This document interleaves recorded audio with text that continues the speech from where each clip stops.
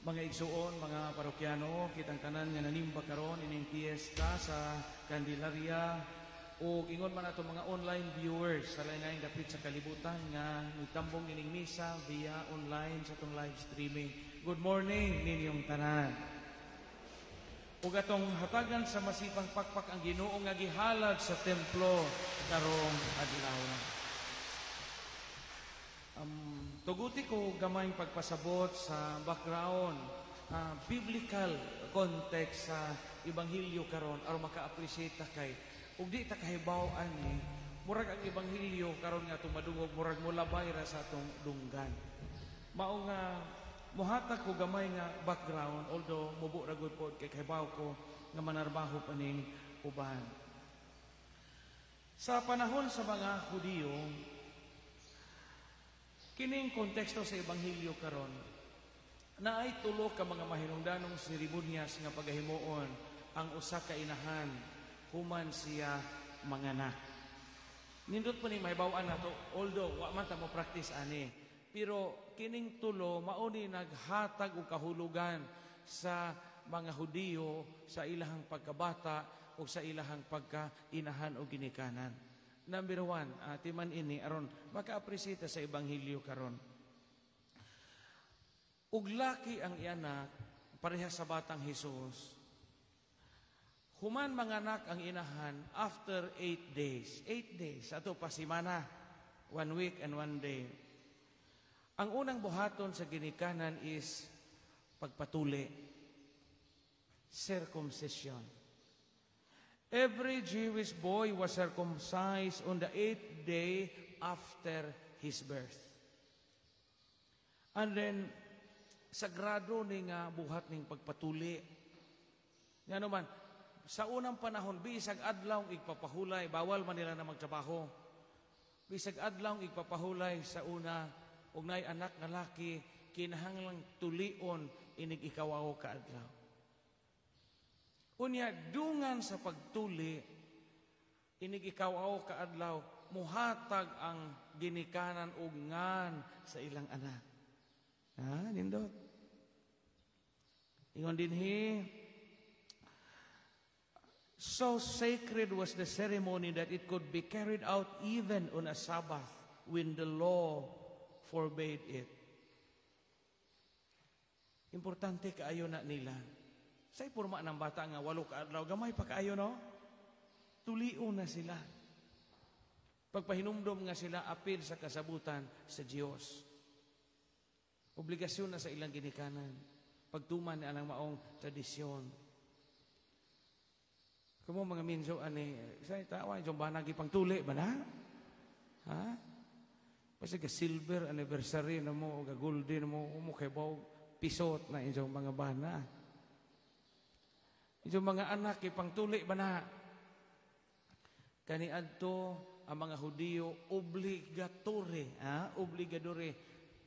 obligado sila nga ipatuli ang ilang anak. Kaya di katulion, di ka apil sa kasabutan sa Diyos, o dili ka matawag nga katawhan anak sa Ginoo. Tuli. Sunod nga buhaton sa inahan, ikaduha is redemption of the firstborn. Ang mga Hudiyo gatuo nga ang tanan nga kinamagwangang laki, tao or mahayo, baka, kabayo, karnero, ang tanang kinamagwangan nga lalaki, nagasugo ang ilang balaod nga imo ng lukaton. Imong lukaton mo na gitawag og the redemption of the firstborn. Nganong lukaton man, ang mga laki rapod, male. Kay sa ilang panghunahuna nga ang tanang kinamagwangan nga laki, firstborn, di na imo sa Dios na. Ilan ang lukaton. Diha magsugod ng theology anang offering nga unang ani ihatag sa Ginoo. Nasabtan ninyo? Unang pajag ni Mugsagi nga suhat, i-offer kay sa Diyos ni. Diha anak nga, kana nga line of thinking.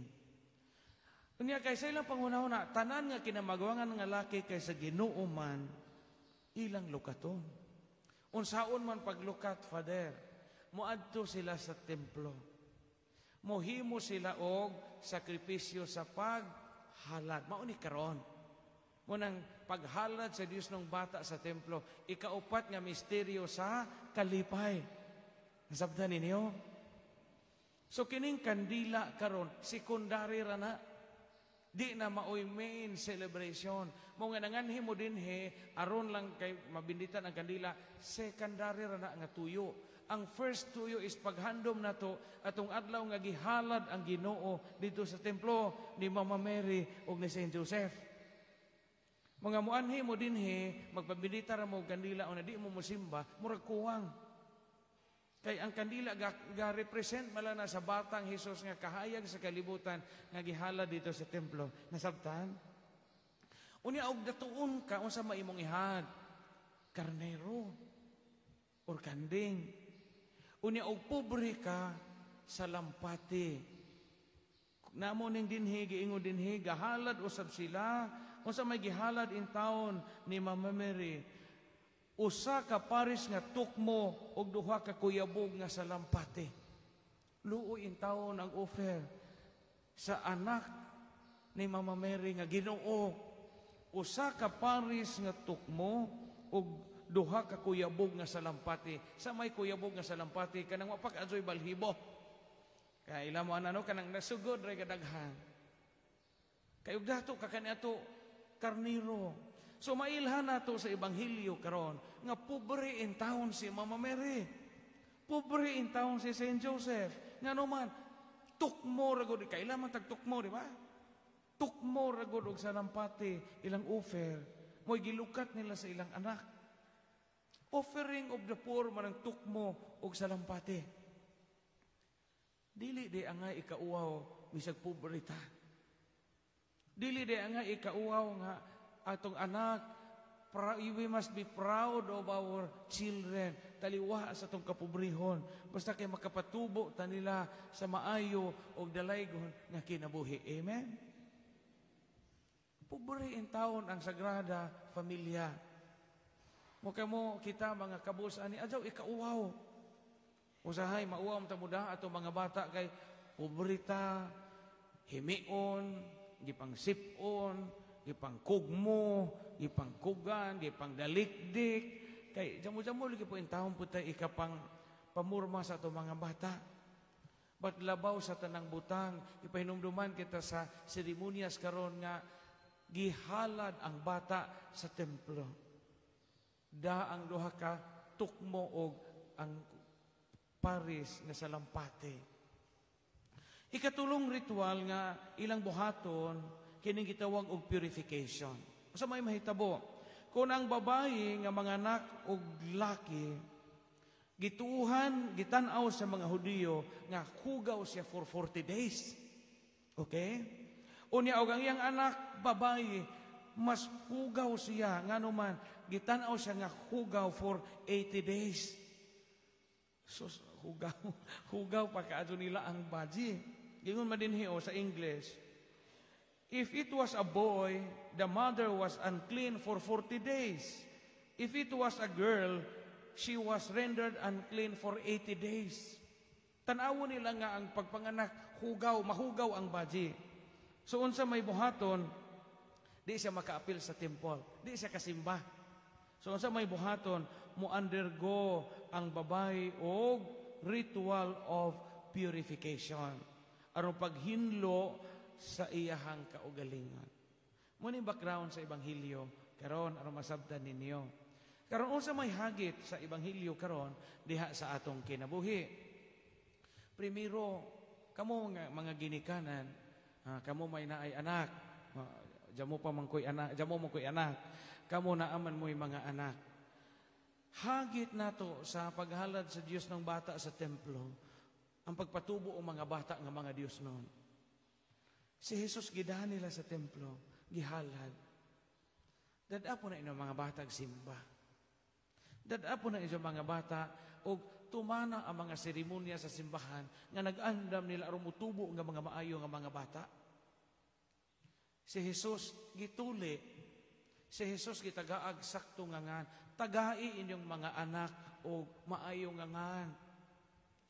Ngay uba mga ginikanan nga miyog sosang ko itig eskwela, basag blackboard, aso pa'y mag-drug pusher ka, kaya siguro pagkwarta. Mao ba na isakto nga ginikanan? Undang og eskwela, maestra rin na dato. Sakto ka na nga, panguna-una umubasit na karon sa paghalhad sa Diyos nung bata. Uban mo yung bantay, kuha igpurgas ng iro, kaya manimba me. Lami o miyog, unsa ra nang purgas kay manimba me. Kaming kitang tanan, manimba ta isip pamilya. Asa man ato mga bata roon? Mga bata na to karon usahay, daghan sa mga bata na karon ladyo og simbahan. Kamo mga apuhan dinhi, mga apo, ladyo og simbahan.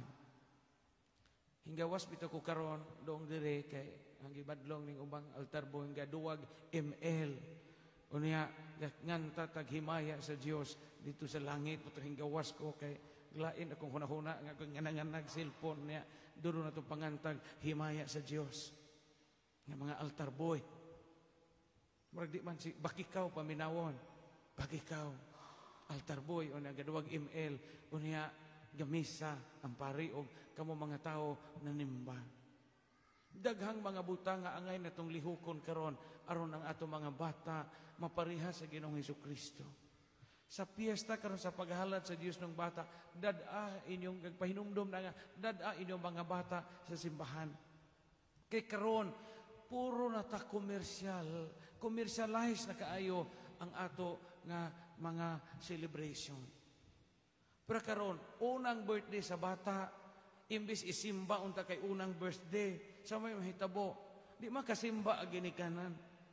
Gapaprint magdakong tarpulin.